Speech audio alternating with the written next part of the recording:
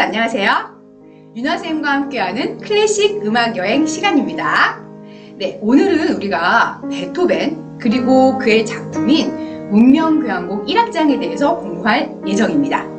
그런데 오늘은 특별 게스트가 있어요. 어릴 적 음악 교사가 꿈이었다는 3학년 6반 담임선생님이신 이유성 선생님을 모시고 우리가 베토벤과 그리고 우리 운명교향곡에 대해서 함께 이야기 나눠보려고 합니다. 그러면 선생님 한번 모셔볼까요? 선생님 안녕하세요. 안녕하십니까. 네, 듣기로는 선생님께서 어릴 적 음악교사가 꿈이었다고 들었는데요. 네. 어쩌다가 음악교사가 아닌 수학교사가 되셨어요? 저는 음악을 수학보다 더 좋아합니다. 옛날부터 음악에 대해서 관심이 많았었고 또 학생일 때 밴드 활동도 했었고요. 그래서 음악 선생님을 제가 정말 하고 싶었는데 고3 담임 선생님께 이제 수능 보고 음악 선생님 되고 싶다고 말씀을 드렸어요. 그런데 고3 담임 선생님이 음악 선생님은 경기도에서 2명밖에 안 뽑는다고 더 많이 뽑는 거 하라고 하셔가지고 어쩔 수 없이 수학 선생님을 하게 됐습니다. 그러시군요. 그 학교 실적에 의해서 선생님이 희생을 당하셨군요. 그렇죠. 그 좋은 대학에 보내기 위한 그 실적에 의해서 제가 희생됐습니다. 그런 사연이 있으셨군요. 참 안타깝습니다. 네. 그런데 선생님 오늘 우리 3학년 학생들이 그 수업 주제가 베토벤의 운명교향곡이거든요. 근데 선생님께서는 작곡가 베토벤에 대해서 잘 알고 계신가요? 베토벤을 모르는 사람은 없을 것 같아요. 아무리 클래식에 관심이 없더라도 베토벤이라는 이름은 다 들어봤을 것 같고 아마도 모든 음악가들은 베토벤을 존경하지 않을까라는 생각을 합니다. 제가 봤던 영화 중에 카핑 베토벤이라는 영화가 있는데 그 영화를 보면 정말 자신이 가지고 있는 장애를 정말 불굴의 의지로 극복하는 그런 모습을 보면서 정말 존경스럽고 또 감명 깊었던 그런 기억이 있습니다. 네, 맞습니다. 베토벤은 온 인류에게 존경을 받고 음악의 성인이라는 별칭도 갖고 있습니다. 저도 베토벤을 생각하면 너무나 존경스러운데요. 그럼 선생님, 운명교향곡에 대해서는 어떻게 생각하시나요? 운명교향곡도 모르는 분은 없을 것 같아요. 처음에 그 시작할 때 빠바바밤 하는 그 부분이 정말 내 앞에 있는 그 운명이 나를 부를 때 저의 어떤 그 심장 소리 같다라는 생각을 했었습니다. 맞습니다. 처음 시작이 굉장히 강렬하게 시작하죠. 선생님, 그러면 운명교향곡이 우리가 소나타 형식으로 구성이 되어 있는데요. 소나타 형식에 대해서 우리 3학년 학생들에게 좀 설명을 해주시면 좋겠습니다. 제가 분명 학생일 때 배웠는데요. 지금 소나타라는 세 글자는 저의 옛날 차 이름으로만 기억이 되네요. 예, 알겠습니다. 네, 그건 지금부터 저희가 공부를 해보도록 하겠습니다. 선생님, 마지막으로 우리 3학년 인곡중 학생들에게 하고 싶은 말 있으시면 한마디만 해주실까요? 제가 음악을 굉장히 좋아했다고 말씀드렸는데요. 지금도 좋아합니다. 저는 저희 반 학생들이 가창이나 악기 연주 수행평가 같은 거 볼 때 음악실에 직접 찾아가서 구경하기도 하고 하는데요. 여러분들 이 음악 시간은 남들 앞에서 뭔가를 자신 있게 할 수 있는 그런 능력을 기르는 시간이라고 생각을 해요. 분명히 그 능력은 여러분이 대학에 갔을 때 혹은 직업을 가졌을 때 도움이 되는 능력이니까는요. 꼭 음악 시간에 그런 것들 자신 있게 해보는 그런 모습을 보여주셨으면 좋겠습니다. 네, 선생님 오늘 좋은 말씀 정말 감사합니다. 감사합니다. 네, 3학년 학생 여러분 잘 지내고 있나요? 이제 등교가 얼마 남지 않은 것 같아요. 네, 선생님들도 학교에서 열심히 등교 준비를 하고 있습니다. 여러분 너무 보고 싶은데 조금만 더 참도록 하겠습니다. 네, 오늘은 베토벤 그리고 그의 작품인 운명교향곡 1악장에 대해서 우리가 공부를 해볼 텐데 먼저 베토벤 이야기부터 할게요. 사실 선생님이 학기 초에 베토벤 이야기라는 강의 영상을 올린 적이 있고요. 그리고 여러분들도 학습지를 통해서 또 공부를 했을 거라 생각합니다. 그런데 우리 베토벤 한 번 더 정리를 해보도록 할게요. 너무 중요한 사람이에요. 중요한 사람이고 선생님은 이 베토벤에 대해서 여러분들이 좀 잘 알았으면 좋겠어요. 아시겠죠? 네, 그럼 베토벤 한번 살펴볼게요. 베토벤은 1770년에 태어나서 1827년에 돌아가셨는데 베토벤이 살던 시대는 음악적으로 우리가 고전파라고 합니다. 고전파 들어봤죠? 네, 여러분 고전파 시대 작곡가 베토벤 말고 2명 더 대표적인 작곡가 3명을 얘기하면은 누굴까요? 맞아요. 하이든 또 모차르트, 그 다음에 베토벤 이렇게 지금 순서가 되는 거예요. 이 세 명은 꼭 기억을 하시기 바랍니다. 자, 우리 베토벤 보시면 풀네임은 루드비히 반 베토벤이라고 하고요. 네, 베토벤의 별칭 이거 진짜 중요해요. 자, 같이 읽어볼까요? 시작. 음악의 성인. 네, 줄여서 우리가 악성이라고 합니다. 악성. 네. 악성이라고 하니까 좀 뭔가 나쁜 놈 같잖아요. 근데 그게 아니라 음악의 성인이에요. 성자는 거룩할 성자입니다. 그래서 성스러운 사람이다. 여러분 이런 별칭을 정말 아무한테나 붙이지 않겠죠. 어떻게 베토벤이 살았으면 우리가 음악의 성인이라고 할까? 네, 선생님이 그 근거를 4가지를 들어보도록 하겠습니다. 네, 첫 번째는요. 베토벤은요. 어렸을 때 음악적 학대를 받았어요. 아버지에게. 예. 그래서 아버지도 음악가였음에도 불구하고 베토벤이 어릴 때 음악적 재능을 막 보이자 아버지가 이 베토벤도 모차르트처럼 키우고 싶었어요. 모차르트가 왜 음악의 신동이었잖아요. 그래서 어릴 때 아주 막 너무 뭐 꼬마 아이가 음악을 너무 잘하니까 아버지가 온 유럽을 데리고 다니면서 그러니까 여행을 다니면서 막 자랑을 하잖아요. 베토벤도 이제 그러고 싶었던 거예요. 그래서 아버지가 베토벤을 4살짜리 꼬마를 네, 방 안에 가두고 계속 피아노만 하루 종일 치게 만들었어요. 여러분 생각해보세요. 여러분들에게 그런다고 생각해보세요. 부모님이. 음악 너무 싫어지겠죠. 그런데 베토벤은 그럼에도 불구하고 음악을 놓지 않습니다. 아버지의 음악적 학대에도 불구하고 음악을 놓지 않는다. 두 번째, 네, 베토벤은요, 아버지가 알코올 중독이었어요. 그리고 나중에 아버지가 일찍 돌아가시기도 합니다. 그래서 되게 가난하게 살거든요. 거의 소년 가장이었어요. 그래서 학교를 다니지 못해요. 학교를 베토벤이 생애 중에 4년 정도밖에 다니지 못한대요. 그런데 굉장한 학구열, 네, 학구열을 가집니다. 그래서 네, 열심히 스스로 공부를 하죠. 네, 세 번째 베토벤은요. 여기 이게 제일 중요한 대목인데 음악가잖아요. 그런데 음악가한테 굉장히 치명적인 결함인 청력, 그러니까 귀머거리가 됩니다. 20대에 이런 병이 발병을 하는데 나중에 이제 초반에 가서는 50대에 가서는 아예 귀가 들리지 않아요. 그래도 어떻게 했을까요? 네. 그래도 그런 아주 너무 컴플렉스를 불굴의 의지로 이겨내죠. 계속 작품 활동을 합니다. 귀가 들리지 않는데도 작곡을 합니다. 그러니까 얼마나 존경받는 인물인지 아시겠죠? 마지막. 그래서 그런 베토벤의 삶이 너무나 고난과 역경 그리고 너무 불행하지만 그것들을 이겨냅니다. 불굴의 의지를 내는데 그것들이 고스란히 작품에 담겨 있습니다. 그래서 많은 사람들이 정말 우리가 살다 보면 여러분 어려서 모르는데 많은 시련이 있어요. 정말 불행이 있습니다. 그럼에도 불구하고 우리가 베토벤의 삶과 그리고 그의 작품을 봤을 때 우리는 굉장히 많은 위로와 희망을 얻게 되는 거죠. 그래서 많은 사람들에게 온 인류에게 존경받는 이유가 그것입니다. 여러분 이해하시겠어요? 그래서 여러분 음악의 성인이다. 여기 보시면 고난을 극복한 베토벤의 이 정신력은 음악은 물론 태도에서 큰 귀감이 된다. 많은 사람들에게 희망과 위로를 주었다는 거에서 음악으로 그리고 그의 삶으로 위로를 주었다는 거에 대해서 사람들이 크게 높이 평가하는 이유인 거죠. 네, 넘어가도록 하겠습니다. 네, 베토벤의 생애 한번 보겠습니다. 베토벤은요, 독일 사람이에요. 독일의 본이라는 곳에서 태어났습니다. 작곡가이자 또 피아니스트였어요. 베토벤은 어렸을 때 피아노를 진짜 잘 쳤거든요. 그래서 청년의 베토벤은 피아니스트로서 굉장히 이름을 날립니다. 특히 즉흥적으로 연주를 너무 잘하는 거예요. 네, 그것도 알아두시고. 자, 여기 보시면 나오죠? 가난한 음악가의 아들로 태어났고, 작곡과 피아노를 배웠지만 아버지의 음악적 학대를 받았다라는 사실이 있습니다. 14세에 궁정 오르간 연주자가 되었고, 피아노 선생을 하면서 가난한 집안의 생계를 책임졌다. 거의 소년 가장이었어요. 알겠죠? 네. 그리고 베토벤은, 여기 보시면 하이든에게 음악을 배웠고요. 모차르트도 만납니다.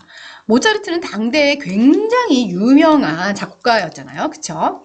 근데 모차르트를 만났는데 모차르트가 뭐라고 했냐면 베토벤의 그 음악을 듣고는 아, 이 청년은 정말로 유명해질 거라고 막 극찬을 해요. 그런데 모차르트의 만남도 잠시, 모차르트가 35세 나이로 죽잖아요. 그쵸? 일찍 죽어요. 그래서 모차르트와는 짧은 만남을 이루었고요. 그 다음에 하이든에게 찾아가서 이제 음악을 배웠다는 이야기가 있습니다.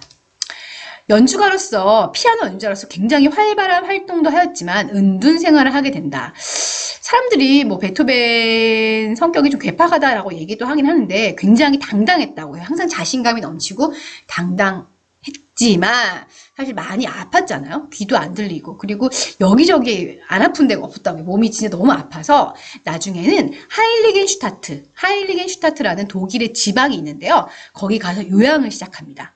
요양을 하면서 이렇게 쉬는데 쉬고 있다가 사실 그 안 좋은 생각을 하기도 해요. 그래서 동생들에게 유서를 쓰고 죽음을 생각하기도 해요. 그래서 유서가 발견이 됐거든요. 그래서 그 유서를 우리는 하일리겐슈타트 유서라고 합니다. 하지만 죽진 않아요. 다시 이겨냅니다. 네, 그래서 보시면 가난과 질병과 싸우면서도 용기를 잃지 않고 음악 활동을 열심히 해서 그런 베토벤의 정신력이 음악에 고스란히 담겨 있습니다. 네, 베토벤의 주요 작품 보도록 하겠습니다. 네, 베토벤은 굉장히 많은 작품을 남겼는데요. 우리 9개의 교향곡이 있어요. 교향곡이 9개입니다. 이것도 우리가 상식적으로 알아두면 좋겠죠. 네. 근데 교향곡이 여러분 굉장히 어마어마해요. 교향곡 하나 우리 전곡 다 듣는데 거의 1시간 정도 되거든요. 네, 이런 분량의. 교향곡 알죠, 여러분? 오케스트라가 연주하잖아요. 그쵸? 그러니까 굉장히 방대한 곡인데 이것들을 우리가 9개를 남겼는데 다 유명하지만 그 중에서도 우리가 오늘 배울 5번 운명교향곡, 그리고 6번 전원, 그리고 9번 합창. 이 합창교향곡은 여러분, 교향곡이 사실 기악곡이긴 하지만 이 합창교향곡은 그 마지막에 합창이 들어가요. 그래서 우리가 별칭이 부제가 합창교향곡입니다. 그리고 여러분 잘 아는 월강 소나타, 그리고 뭐 엘리제를 위하여 등등 많은 피아노곡을 남기고 또 현악 사중주곡, 그러니까 수많은 곡을 남겼습니다. 여러분 시간 나시면 베토벤 곡 한번 들어보면 참 좋을 것 같습니다. 네, 그럼 우리 베토벤 운명교향곡 1악장이 어떤 음악인지 한번 알아보도록 하겠습니다. 네, 베토벤 운명교향곡은 소나타 형식 1악장인데요. 1악장에서는 이 소나타 형식으로 구성이 됐습니다. 소나타 형식이 뭘까? 이거는 이따가 설명을 해보도록 하겠습니다. 자, 베토벤이 아까 선생님이 9개의 교향곡이 있다고 했잖아요. 그 중에서 제 5번입니다. 5번째 곡이에요. 서양 사람들은 사실 운명이라고 하지 않고 서양인들은 보통 베토벤 교향곡 제 5번 그러니까 넘버를 붙이거든요. 그런데 이게 왜 운명이라고 했을까? 이 운명은 베토벤 자신이 이름을 붙인 건 아니에요. 뭐 베토벤 교향곡 중에 전원 이런 거, 영웅 이런 것들은 베토벤이 직접 이 제목을 붙였습니다. 사실 교향곡에는 제목을 잘 붙이지 않는데 어쨌든 제목을 붙였어요. 그런데 운명은 제목을 붙이지 않았습니다. 그냥 5번이라고 남겨뒀는데 베토벤이 제자에게 이런 얘기를 했대요. 이 주제선율 있잖아요. 빠바바밤 이거 있잖아요. 빠바바밤 이 주제선율의 의미를 운명은 이와 같이 문을 두드린다라고 이렇게 제자에게 한마디 했대요. 그래서 그것들이 이렇게 이어져서 후세 사람들이 그냥 운명이다라고 부제를 붙인 것입니다. 하지만 베토벤이 직접 붙인 것은 아니라고 합니다. 근데 이 곡은 여러분 귀가 거의 들리지 않을 때 만들어진 작품이래요. 그래서 운명을 극복하는 인간의 의지와 환희가 담겨 있다. 여러분 이 곡 작곡했을 때 베토벤이 거의 들리지 않았어요. 이렇게 들리지 않아서 사람들과 소통을 어떻게 했냐면 스케치북 있잖아요. 들고 다니면서 이렇게 소통하고 또 이 곡은요 베토벤이 거의 4년간 만들었대요. 네, 4년간 만들었는데 정말 모차르트 같은 경우는 무슨 곡을 하나 만들어도 그냥 빨리빨리 뚝딱뚝딱 만드는데 베토벤은 베토벤의 악보를 보면 그렇대요. 정말로 많이 수정한 흔적이 있는 거예요. 그래서 하나를 만들더라도 정말 완벽하게 만들려고 노력을 했다는 것도 여러분들 아시면 좋겠습니다. 4년 동안 만든 곡입니다. 대단한 곡이죠. 네, 그러면 소나타 형식 한번 살펴보도록 하겠습니다. 여러분, 이 곡은 1악장인데 1악장에는 소나타 형식 이 쓰였습니다. 소나타 형식이 뭘까? 네. 우리 고전파 시대 작곡가들이 정말 사랑하던 형식이었어요. 네. 자, 첫 번째는요. 이 소나타 형식은 제시부, 발전부, 제원부 이렇게 세 부분으로 구성되어 있습니다. 세 부분 다시 얘기해 볼까요? 제시부, 발전부, 제연부. 네, 이렇게 세 부분. 제시부는 여러분 말 그대로 제시하는 거예요. 제시. 그러니까 작곡가가 생각하는 주제 선율을 제시하는 거예요. 발전은요? 네, 맞아요. 주제 선율을 작곡가가 조금씩 발전을 시키는 거예요. 재현부. 재현이 뭘까요? 재현. 네, 다시 보여준다. 뭘? 주제 선율을 다시 보여주는 거예요. 단순하죠? 되게 단순해요, 여러분. 다시 제시부, 발전부, 재현부로 이루어져 있다. 그리고 끝에는 우리가 코다라고 해서 코다는요, 음악을 끝맺음을 하는 부분을 말합니다. 코다. 그래서 이 소나타 형식이라는 건요, 주로 기악 음악의 소나타의 1악장에 많이 사용된다. 이게 무슨 말이야? 소나타는 뭐고 소나타 형식은 뭘까? 예, 두 가지 이거 구분해야 되는데요. 소나타는 기악 음악의 하나의 종류예요. 기악 음악의 어떤 하나의 장르거든요. 그런데 이 교향곡이라는 거는요, 이 오케스트라로 연주하는 소나타를 바로 교향곡이라고 합니다. 무슨 말인지 알겠어요? 네. 소나타가 기악곡의 한 형식, 장르인데요. 우리가 피아노로 연주하면 피아노 소나타, 바이올린으로 연주하면 바이올린 소나타, 뭐 첼로로 연주하면 첼로 소나타입니다. 그런데 이 소나타를 오케스트라로 연주하면 바로 교향곡이 되는 겁니다. 이해하시겠죠?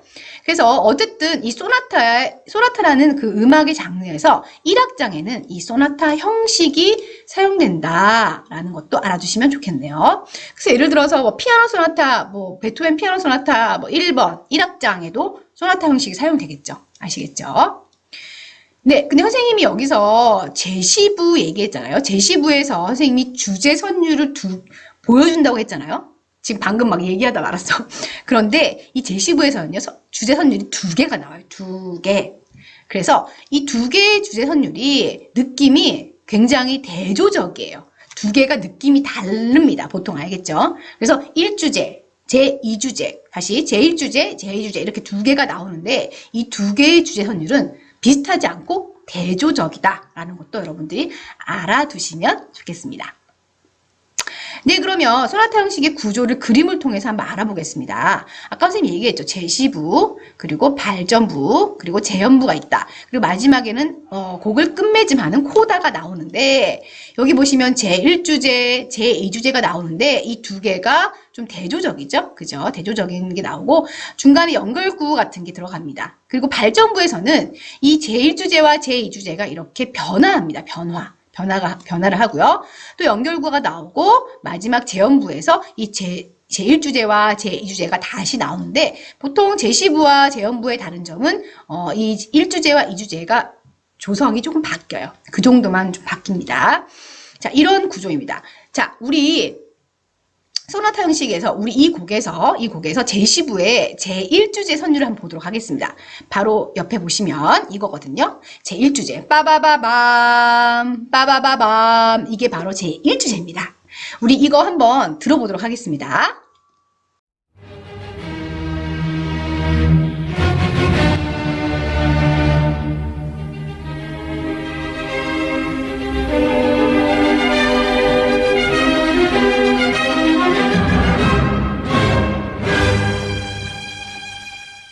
네, 제1주제 선율 여러분 잘 감상하셨죠? 이 1주제 선율을 이제 발전부에서 조금씩 변화하게 되는 겁니다.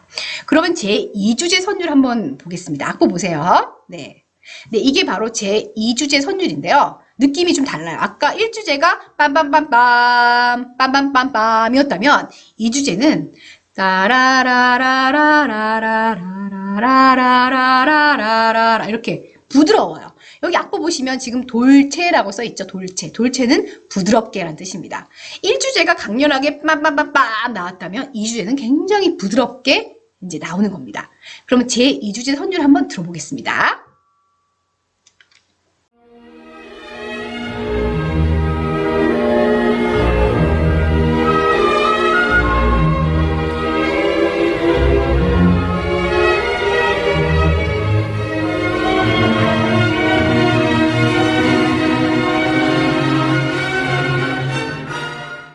네, 여러분, 이 주제 선율 잘 감상하셨죠? 그럼 여러분, 지금부터 우리가 베토벤 운명 제5번 운명 교향곡 한번 1악장을 처음부터 끝까지 들어보도록 하는데요. 뭐 1주제, 2주제 이런 거 일단 구분은 다음 시간에 해보도록 하고요. 지금은 전체적인 음악의 느낌이 어떤지, 베토벤이 운명의 문을 이렇게 두드린다라고 얘기했는데 이런 베토벤의 어떤 삶의 모습이 음악에 잘 담겨져 있는지 여러분들이 한번 감상해 보시는데요. 굉장히 유명한 지휘자 우리 카라얀, 지금은 이제 돌아가셨는데요. 카라얀이 지휘하는 베를린 필하모닉 오케스트라의 연주로 여러분들이 감상해 보도록 하겠습니다.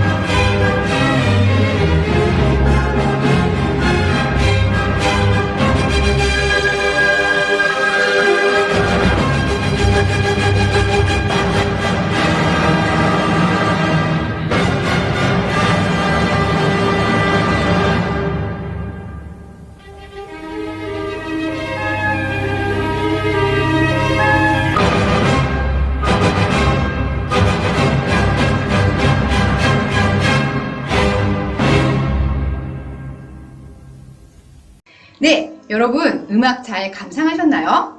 선생님은 이 베토벤의 운명교향곡을 들을 때마다 감동이 밀려와서 마음속이 항상 뭉클해지는데요. 여러분도 그런 느낌 받으셨어요? 근데 사실 이 곡이 굉장히 유명하고 잘 알려진 곡이긴 하지만 조금 어려울 수도 있어요. 사실 그래서 오늘은 우리가 베토벤과 그리고 운명교향곡에 대해서 전반적인 걸 우리가 배웠지만 다음 시간에는 이 운명교향곡을 소나타 형식을 분석하면서 한번 들어보도록 하겠습니다. 여러분들이 이 형식을 좀 이해한다면 이 곡을 감상하는 데 큰 도움이 될 거라 생각합니다. 자, 그럼 여러분 수업이 끝나고 나서 학습 점검 퀴즈 꼭 해주시고요. 오늘 수업은 여기서 마치겠습니다. 수고하셨어요.